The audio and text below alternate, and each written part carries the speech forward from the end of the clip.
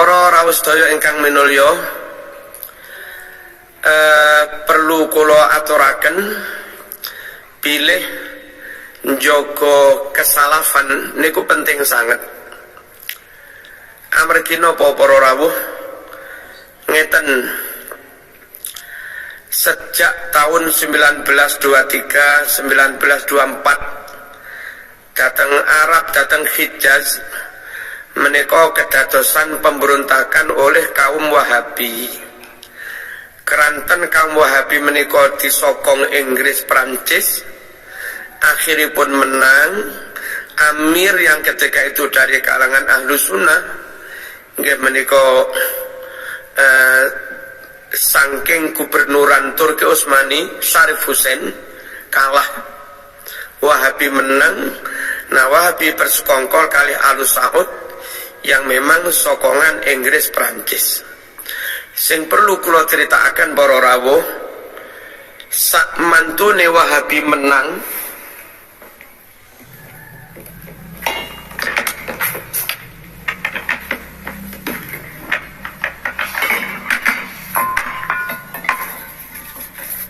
nah menika kitab alit judulipun An-Nusus Al-Islamiyah, An-Nusus Al-Islamiyah fi raddi ala madhabil Wahabiyah, dipun serat kalian Kiai Muhammad Fakih Mas Kumambang Gresik. Piyambakipun kala rumiyin dados rais awal zaman Mbah Hasyim As'ari, dados rais akbar. Nah, kitab menika dipun takrid kalian Mbah Yai Maimun Zubair, ugi dipun takrid kalian Dr. Hussein Alwani, mufti Australia. Lan lintu-lintunipun halaman 12 ngantos halaman 12. Teng buku niki pun dipun critakaken perihal tentang pemberontakan Wahabi.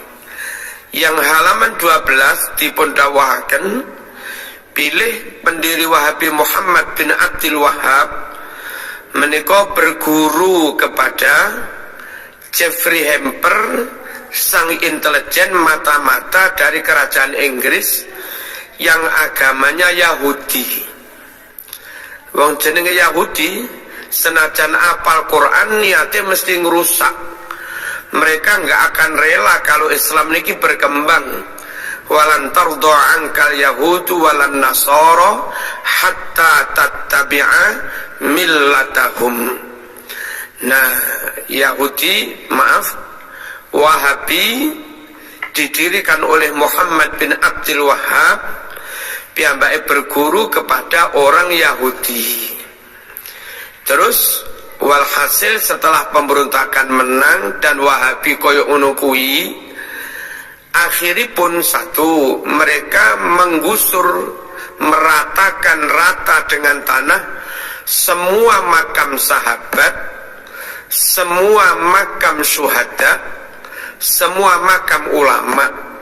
Ngantos sakniki kita niki kangelan goleki makame Siti Aisyah teng pundi, goleki makame Sidina Utsman teng pundi, goleki makame Abdurrahman bin Auf teng pundi, madosi makame Abu Hurairah teng pundi, madosi makame Ibnu Umar teng pundi, makame Ibnu Abbas teng pundi. Kangelan sedang teng makam syuhada Uhud menawi panjenengan umroh atau haji terus ziarah ke syuhada Uhud, di sana dipagari terus ada beberapa batu dari 70 makam yang ada di kompleks syuhada Uhud. Kita nggak tahu mana yang makamnya Sidina Hamzah, mana makamnya yang lain-lain. Kita mboten sumer para rawuh. Nah, itu yang dilakukan Wahabi, menggusur makam para sahabat, menggusur makam para ulama dan para wali. Bukan hanya menggusur, ulama yang sudah hidup makamnya digusur, ulama yang masih hidup dibunuh. Kemeriki halaman 12 sampai 13 banyak hafid Quran dibunuh, banyak muslim dibunuh, banyak ulama dibunuh. Lalu kitab-kitab yang ketika itu dimiliki ulama-ulama, mereka rampas. Hasil dari perampasan itu yang berikut didawuhne ada ribuan naskah Bukhari, ada ribuan naskah Sahih Muslim, ada ribuan naskah kitab yang lain, tafsir, usul fikih dan yang lain-lain. Nah, kitab asli miliknya ulama Ahlus Sunnah wal Jamaah itu dirampas, lalu dikumpulkan di lapangan, keterangin sebagian yang lain dimusnahkan. Kemudian setelah kitab-kitab asli milik ulama itu dirampas, dimusnahkan, mereka kaum Wahabi ngeten iki, niki tak cekel niki, mereka menerbitkan, mencetak Sahih Bukhari seperti yang saya miliki ini. Teman kudu percaya kali kula, sebab kula niki alumni Muhammad bin Saud juga. Saya alumni Jami'atil Imam Muhammad bin Saud. Mereka mencetak Sahih Bukhari dan sudah banyak hadis dihilangkan. Beberapa kalimat dirubah. Begitu juga Sahih Muslim dan yang lain-lain. Nah, kesimpulannya, nyun sewu, Wahabi membahayakan, merusak Islam. Dari pendirinya Wahabi yang berguru kepada Muhammad bin Abdul Wahab, berguru kepada Jeffrey Emper Yahudi, dari situ ada proyek ingin merusak Islam dari dalam. Lalu berontak, bersekongkol dengan Inggris Prancis penjajah. Nyata kalau itu merusak Islam. Lalu setelah menang, makam ulama, makam syuhada, makam sahabat digusur. Itu menghilangkan bukti sejarah, itu menghilangkan situs sejarah, itu menghilangkan artefak yang itu penting dalam pembuktian sejarah.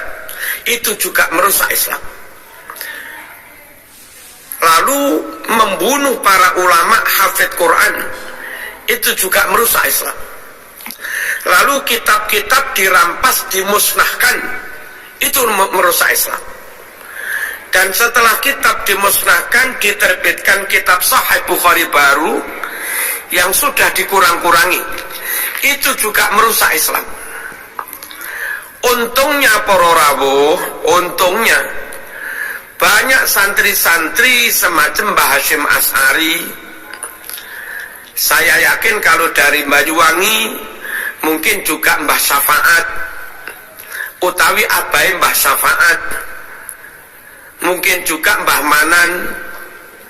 Terus kalau dari Blitar Mbah Yeridwan, kalau dari Jogja Mbah Munawir, kalau dari Gresik itu tadi Mbah Muhammad Fakih, kalau dari Jombang Mbah Hasyim, Mbah Bisri, terus dari Sarang Mbah Zubair, abai Mbah Maimun, dan banyak santri yang ketika itu mondok teng Mekah, ngerti Arab, ada pemberontakan ngoten niku, santri-santri niku segera pulang ke Indonesia.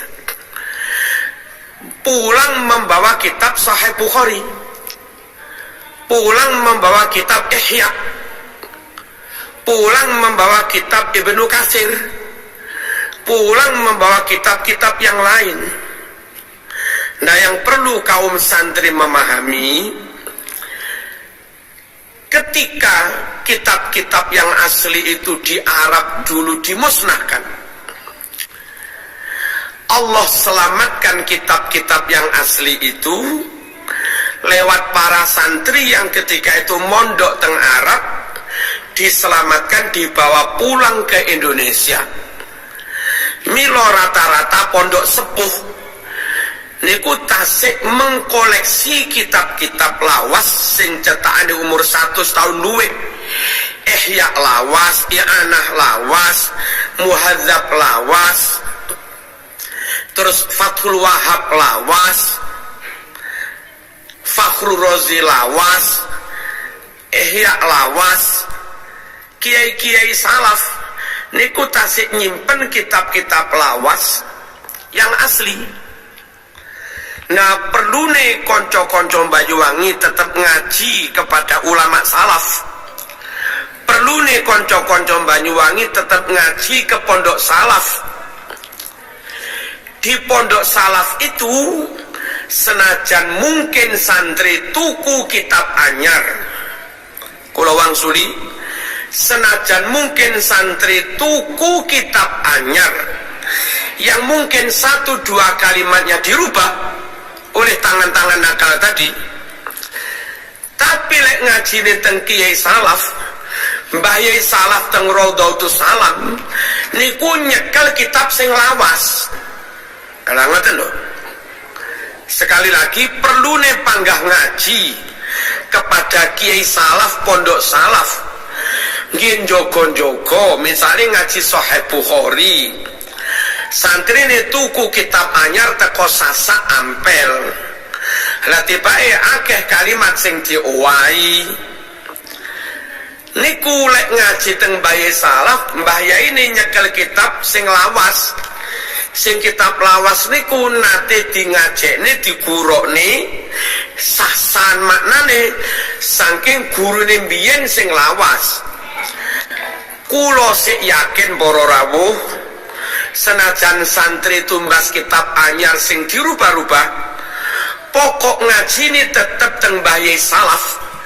Akhirnya tahrifat, penyimpangan-penyimpangan, perubahan-perubahan kalimat huruf itu tadi oleh Mbah Yai sing nyekel kitab lawas mengke ditashih, mengke dibeneraken. Orang nulis sing bener ngene, kalimat ning kitab kuwi salah sing bener ngene. Itu poin pertama, perlu panggah ngaji teng kiai salaf. Sing kiai salaf niku mulangi ndamel kitab lawas. Sing kitab lawas niku nate dijekne teng guru sing salaf mbiyen. Nah sing konyol niku wis murid gawe kitab putih, kitab modern, kitab anyar. Lah gurune yo gawe kitab putih modern pisan. Ngaji Sahih Bukhari, murid gawe Sahih Bukhari niki, guru nih guys Sahih Bukhari niki ada hadis dikurang-kurangi, ada hadis diwawai, guru nih murid podo dene podo gak weruhe. Sehingga dengan begitu guru kepada murid mengajarkan hadis yang dirubah-rubah, murid dapat ilmu hadis yang juga dirubah-rubah. Pesan kulo panggah salaf, alaika bis salafis soleh, alaika netepono siro bis salafis soleh, kelawan kitab salaf, kelawan kiai salaf, kelawan pondok salaf. Mbak-mbak dilamar karo cah ganteng kaya apa, lek ora salaf ojo gelem, diwas dadi perkara. Pokoke wong